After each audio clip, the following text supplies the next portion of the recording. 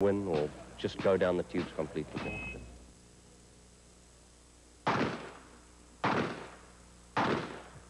You can come in here with about 100,000 rounds under your belt, jump off the ammo truck, and fall completely apart like a crumb cake in the middle of the Serengeti Desert.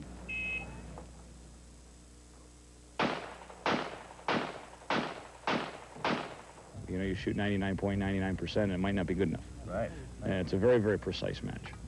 It's an excellent match. It really is. It's a tremendous test of shooting skill.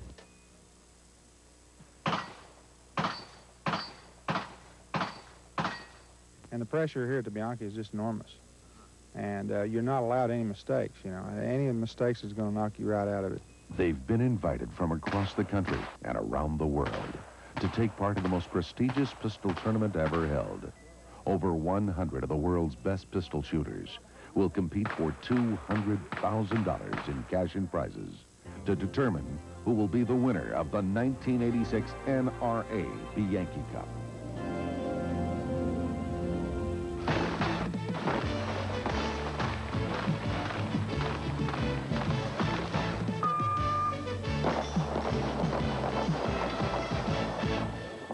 Welcome, ladies and gentlemen, to the 1986 NRA Bianchi Cup. Hi, this is Tom Kelly, and I'm pleased to be back at the picturesque Chapman Academy in Columbia, Missouri, for this year's competition. Joining me once again is Lenny McGill. Thanks, Tom. You know, the shooters gathered here today are the cream of the crop of the shooting world. This match has been designated as the National Rifle Association National Action Shooting Championships. Many of the shooters have been preparing for today's match by shooting in local matches fashioned after the Bianchi Cup in their own hometowns. State champions from all 50 states have been invited here today, which will give us a cross-section of America's top pistol shooters. They will be competing in 4 different events to determine the overall winner. Match number 1 is the Tasco Barricade event. Match number 2 is the Aim Point Moving Target event. Match number 3 is the Action Arms Practical event. The 4th and final event of the regular competition is the Winchester Falling Plates. Now, in addition to the regular events, we'll also cover the CCI 22 caliber rapid fire event and the Colt speed event. The race for over $200,000 in cash and prizes begins after this brief timeout when the 1986 National Rifle Association. Tom Campbell is from Springfield, Massachusetts, and Rob Latham is from Mesa, Arizona. Latham is last year's winner of the Bianchi Cup and former world IPSC champion. The barricades are at 10, 15, 25, and 35 yards. The shooters are required to start with both hands placed flat on the barricade and then, at the start command, fire 6 rounds at the cardboard targets in times varying from 6 to 9 seconds. Here is Tom Campbell with his first round.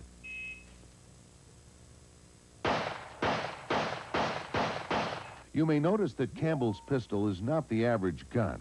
He's shooting a prototype of the Smith & Wesson model 745. While the 745 is yet to be introduced to the general public, Tom has been shooting with this gun for over 5 years. And as you can see, he's become very comfortable with it. Next up is the reigning Bianchi Cup champion, Rob Latham, with his first round.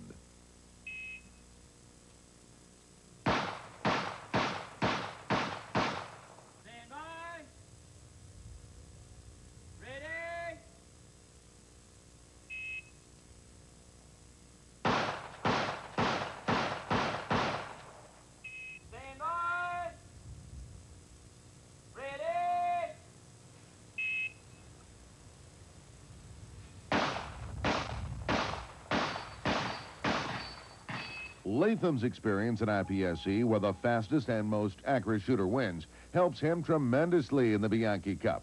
As you can see in slow motion, he has a very smooth trigger pull, which helps in keeping a consistent sight picture.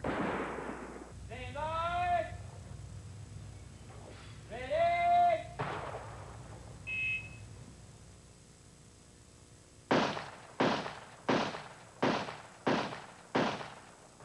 Campbell finishes up the Tasco Barricade event with a perfect score of 480 points and 34 X's, while Rob Latham ends up with a score of 473 points and 32 X's. For an explanation of the scoring in today's match, let's go over to Lenny McGill at the Aim Point Moving Target event. Lenny? Thanks, Tom. The standard IPSC target has been modified for use here in the Bianchi Cup. It's divided into 3 separate scoring rings with a 3-inch center that is scored as an X. The X counts as 10 points and is used in deciding ties. Now, because shooters fire 48 rounds in each match, the highest possible score in each event is 480 points with 48 X's. John Pride will be taking aim on that X ring as we pick up his action at the 10-yard line here at the aim point moving targets.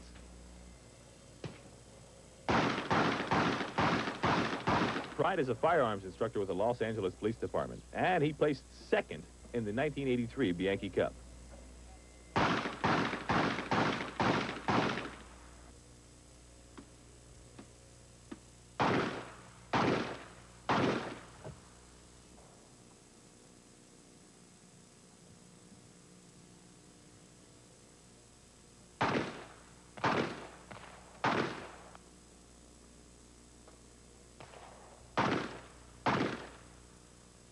John Pride completes the event with a score of 474 points and 26 X's. Now let's go back to the Tasco Barricade event with Tom Kelly. Thanks, Lenny. Next up is John Shaw from Memphis, Tennessee.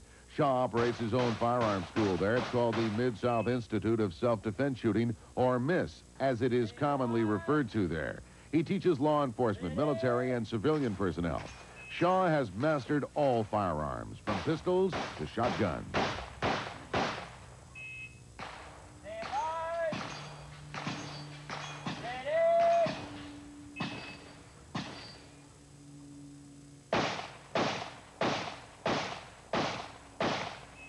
Shaw finishes up with a score of 478 points with 27 X's.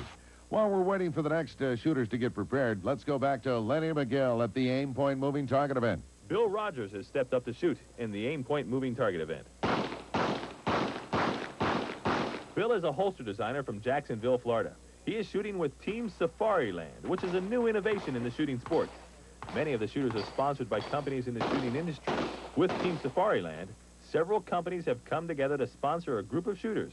Many people in the shooting sports see this as the wave of the future.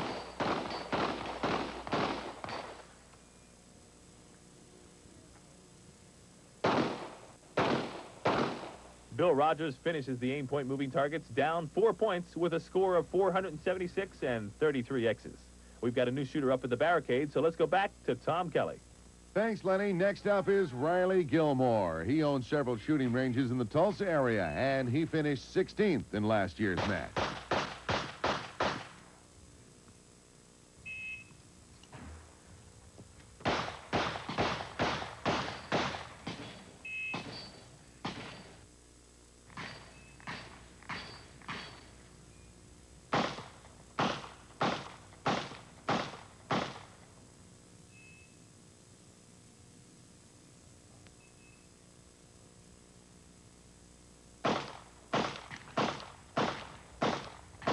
As you can see, one of Riley's shots hit the 8 ring, which was the only shot failed to place in the 10 ring, so he's down by just 2 points.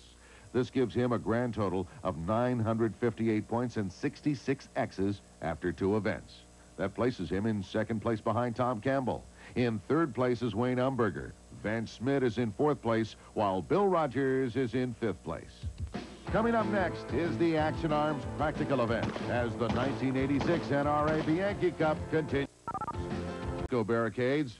John competes regularly in practical pistol competition, also known as PPC. While stressing more on accuracy than time restraints, PPC matches help him quite a bit in tuning up for the NRA Bianchi Cup every year.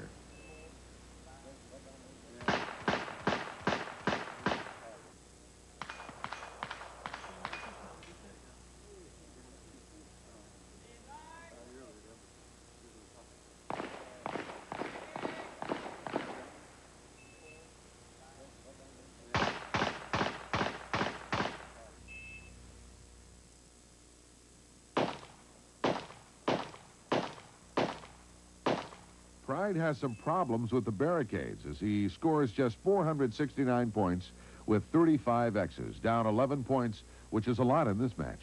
This will hurt his chances to overtake the leaders. Now, over at the aim point moving target event, one of several women competing today is coming up next.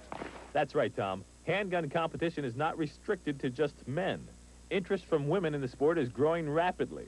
Up next is one of the best women pistol shooters in the world. Christy Rogers, the wife of competitor and fellow Team Safariland member Bill Rogers, has been shooting for several years. Earlier, I asked Christy what other women should do if they're interested in getting into pistol shooting. I've talked to a lot of women, and they say, oh, well, you know, the men will laugh at me or they won't be patient, but I've never found that at all. All the time I've been shooting, I've never run into anyone who, you know, wasn't patient and encouraging and really nice about it, even when I started beating them.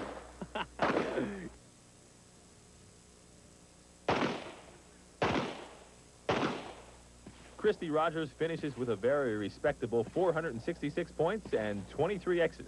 Now, Tom Kelly has moved over to the Action Arms practical event. Tom, what's happening? The Action Arm practical event requires shooters to fire at 2 separate targets at distances ranging from 10 yards to 50 yards in times of 4 to 9 seconds. Each shooter must also shoot with their weak hand.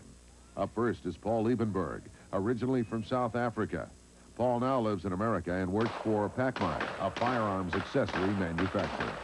As you can see in this slow-motion replay, Liebenberg has mastered the difficult task of shooting with his weak hand. This can be compared to requiring left-handed John McEnroe to serve 1 game every match with his right hand, which would definitely add a new dimension to the game of tennis.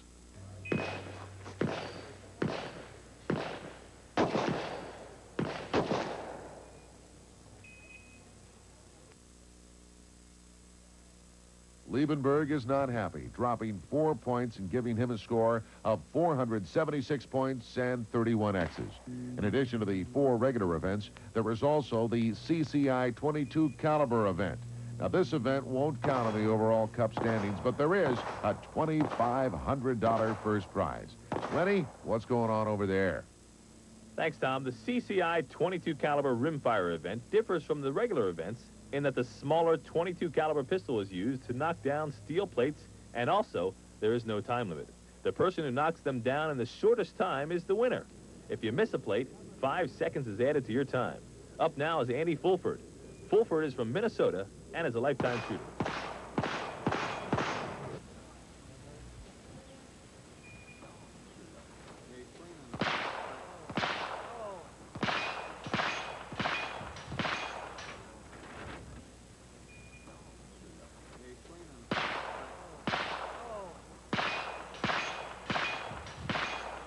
Fulford finishes the CCI 22 caliber event with a time of 39.56 seconds.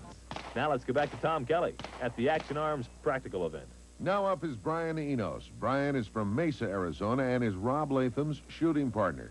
Brian has won the Bianchi Cup 2 times in 1983 and 84 and is recognized as one of the top pistol shooters in the world. Stand by. Ready?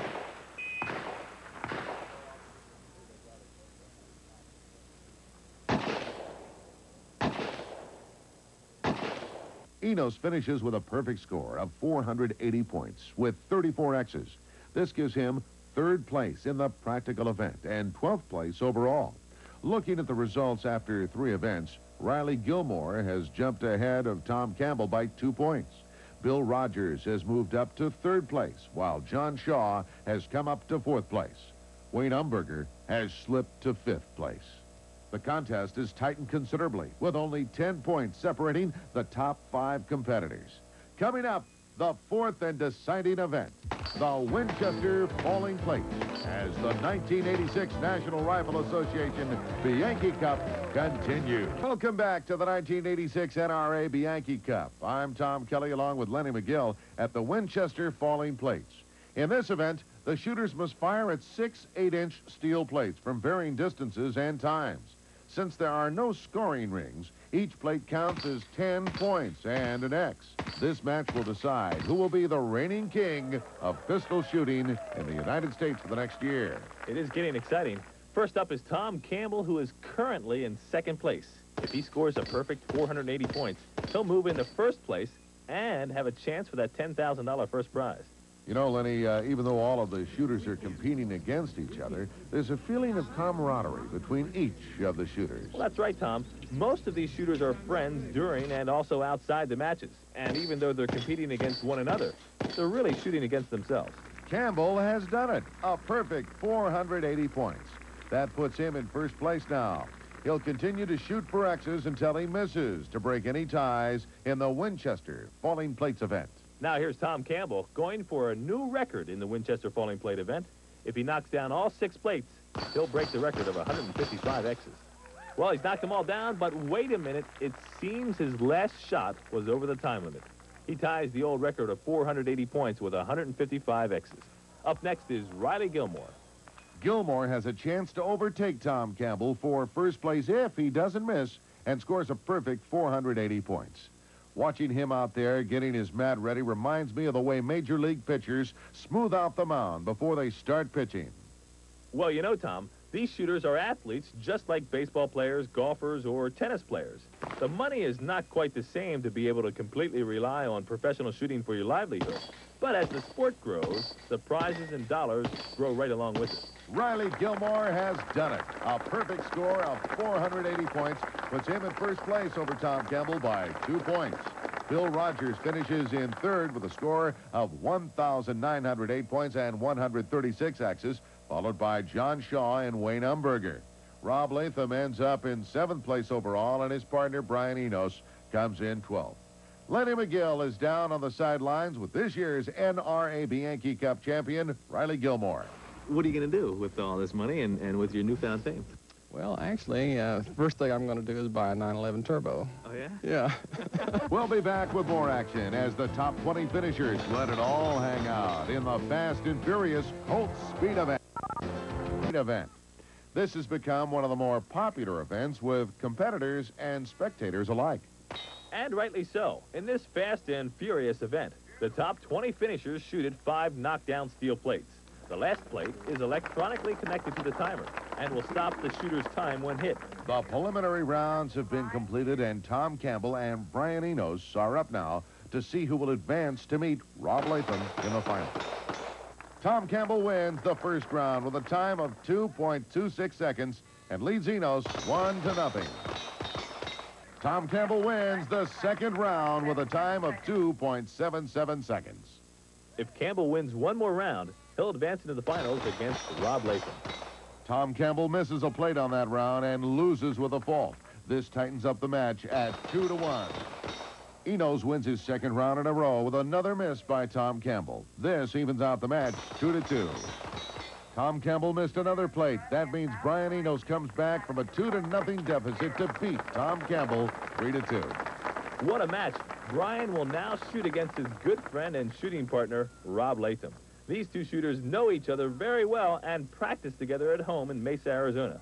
So they're accustomed to shooting against one another. With a miss by Brian Enos, Rob Latham wins the first round and leads 1-0. Brian Enos evens out the score at 1-1 with a time of 2.30 seconds. Brian Enos squeaks out a win by a margin of 1/100th of a second. This gives him the lead at 2-1. This time, Enos tried to push too fast and misses a plate. The match is now even at 2-2. Rob Latham has done it. He's beaten Brian Enos with a time of 2.31 seconds and has won the overall Colt Speed event and the $5,000 first prize money. That Bianchi Cup with